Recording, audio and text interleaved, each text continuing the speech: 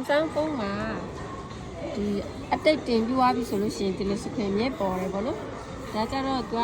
အပက်လိုမျိုးပဲ Samsung ဆိုလို့ရှိရင် Samsung အကောက်ရှိတယ်အကောက်သုံးမယ်ဆိုရင်တော့ကိုဖုန်းပြောက်တာဖြစ်ဖြစ်ဖုန်းချိန်တာဖြစ်ဖြစ်ကိုယ့်ရဲ့ data တွေအကုန်လုံးကူးယူရလို့ရတယ်ပေါ့နော်ဒါပေမဲ့ storage တွေ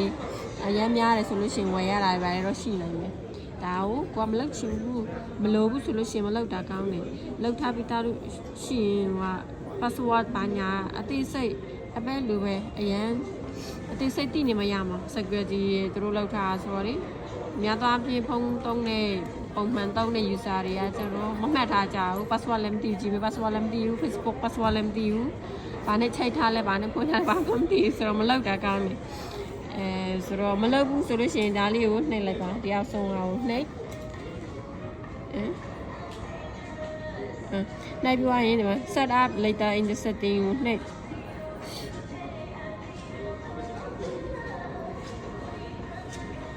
ပြီး skip နဲ့လိုက် next အဲ့ဆိုရပြီပြီးသွားပြီလောက်စရာမလိုသူကပေါ်တယ်ဆိုပေမဲ့ဒါလောက်မလားလိုလားလို့သူပြတာမဖြစ်မနေလောက်ရတာမဟုတ်နော်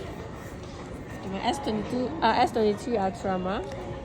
update လုပ်လိုက်တော့ဒီလိုမျိုးကြွတဲ့ဟာလေးကို version လေးနဲ့